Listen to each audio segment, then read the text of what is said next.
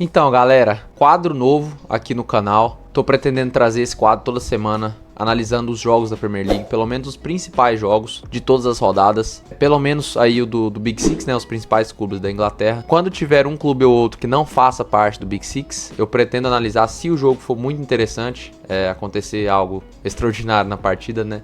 Mas se vocês curtirem a ideia desse vídeo, deixem um like aí pra ajudar, pra eu saber que vocês estão curtindo. Eu gosto muito de Premier League, né, é a minha liga favorita, e acredito que muitos de vocês que gostam de futebol também deva ser a liga preferida, né? Por ser a melhor liga do mundo, né? Então, a partir de agora, esse é o episódio 1. A gente vai estar trazendo aí toda semana a análise da rodada da Premier League com os principais jogos. E vamos lá, eu vou começar aqui pela ordem cronológica. Na sexta-feira, a gente teve a abertura da terceira rodada da Premier League. Um jogo entre Chelsea e Luton Town, lá no Stamford Bridge, a casa do Chelsea. E o time do Pochettino finalmente conseguiu a sua primeira vitória. Conseguiu uma vitória por 3-0 em cima do time do Luton Town, que é um time bem fraquinho. Pra mim é o time mais fraco dessa Premier League. Acabou de ser promovido da Championship para a primeira divisão inglesa. Então acredito que eles vão sim lutar pelo rebaixamento nessa temporada. É um time bem limitado. Até contra o Chelsea, que não é um time tão organizado ainda. O time não conseguiu criar nada. Então o Chelsea não teve muita dificuldade. Criou pouco, mas conseguiu ainda assim marcar 3 gols. E conseguir a sua primeira vitória. Pra dar um alívio aí pro Pochettino, né? Que a gente sabe como é que funcionam as coisas no Chelsea. Se ele começar com más resultados aí logo no começo da Premier League, ele vai ter problemas. O Chelsea, mesmo com a nova gestão do Todd Boehly aí, o Chelsea não tem uma cultura de segurar muito os treinadores. Não tem uma cultura de ter muita paciência com seus treinadores, né, na verdade. Então nessa partida a gente teve um grande jogo de Raheem Sterling. Acredito que uma das melhores partidas dele vestindo a camisa do Chelsea. Conseguiu marcar 2 gols e foi muito importante para essa vitória do Chelsea.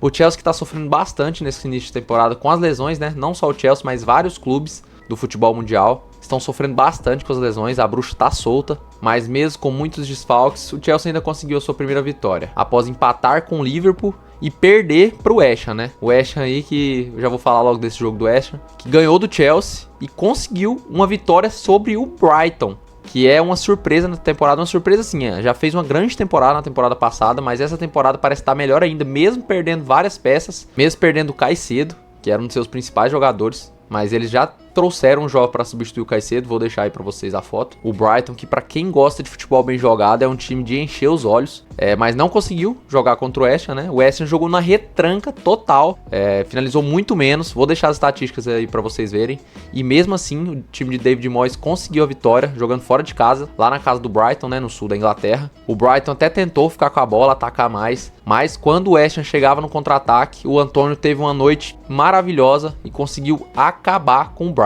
O time do Deserto, que estava vindo de 2 vitórias consecutivas, né? Tava buscando aí o 100% para continuar líder da Premier League. Começou essa rodada como líder da Premier League, o Brighton, mas não conseguiu segurar o West Ham e também perdeu, assim como o Chelsea. E o Manchester United, hein? Começou perdendo aos 5 minutos de jogo, já tava 2-0 pro Nottingham Forest, com 2 gols relâmpagos, com uma lambança do Onaná no gol do Ioni. E aí os torcedores já estavam jurando que era a derrota certa, né? Mas o United foi muito resiliente, ficou atacando, ficou em cima do Nottingham Forest a partida inteira. E o que complicou bastante a vida do Nottingham Forest foi ter o seu zagueiro expulso aos 67 minutos de jogo. Que aí o United, a pressão, e conseguiu a virada. O time do Ten Hag foi muito resiliente e conseguiu levar os 3 pontos para casa. E agora partindo para um outro jogo que teve um roteiro bastante parecido com o do United, Arsenal e Fulham. Esse jogo que aconteceu lá no Emirates Stadium, a casa do Arsenal, começou com um cenário bem complicado para os Gunners. O Saka logo no comecinho do jogo fez uma lambança na zaga e o Andreas Pereira não perdoou e marcou 1-0 pro Fulham. E a partir daí o time do Marco Silva só quis saber se defender. Montaram a retranca e tentaram ficar no contra-ataque até o final do jogo. Mas a virada de chave nesse jogo foi quando o Arteta resolveu colocar o Fábio Vieira em campo. Ele simplesmente mudou o rumo da partida. Ele sofreu um pênalti aos 70 minutos, pênalti que o Saka converteu e empatou a partida. 2 minutos depois, o Fábio Vieira deu um lindo cruzamento rasteiro pro Nketiah, que não perdeu a chance e virou o jogo pro Arsenal, 2-1. E aí o Fulham resolveu sair um pouco pro ataque. O Fulham teve um dos seus principais zagueiros expulso, o Bessie foi expulso. em um contra-ataque o Arsenal conseguiu e acabou prejudicando muito o time do Fulham. E aí já era 83 minutos, todo mundo deu a partida como acabada, né? O Arsenal tava buscando o terceiro gol, mas por incrível que pareça, aos 87 minutos, em uma cobrança de escanteio, João Palhinha, um dos maiores destaques desse time do Fulham, conseguiu o gol e empatou a partida. A partir daí o Fulham só fechou a casinha e se defendeu bastante para não levar o terceiro gol dos Gunners e conseguiu arrancar esse empate lá no Emirates Stadium. Agora partindo para a força azul da Premier League, falando do Manchester City, ele que é o time a ser batido, né, não tem como negar. Os Citizens foram até o Bramall Lane para enfrentar o Sheffield. O Sheffield, que desde a temporada passada tem sido um time bem cascudo para jogar lá. Os caras se defendem muito bem e tem um contra-ataque muito forte. Mesmo que acabaram perdendo o Ivan Toney, que era o seu principal jogador por causa de apostas esportivas, o time ainda conseguiu ser bem cascudo. Enfim, como era de se esperar, esse foi um jogo de ataque contra defesa. O Guardiola resolveu não jogar com o Foden em 10, como foi no último jogo, mesmo que o inglês tenha sido um dos destaques da partida. O Carequinha resolveu jogar com o Álvares e o Haaland, os dois como dupla de ataque. Haaland mais à frente e o Álvares mais recuado. E desde o início do jogo, foi um jogo muito pegado pro City.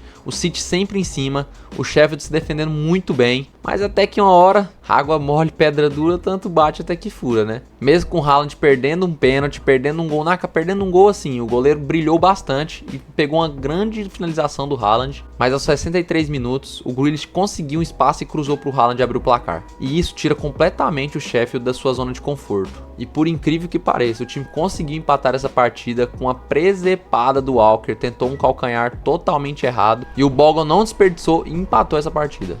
E isso já aos 85 minutos, o que deixou o Guardiola furioso. Mas o City é o City, né? Os caras foram pra cima e não deram chance pro Sheffield.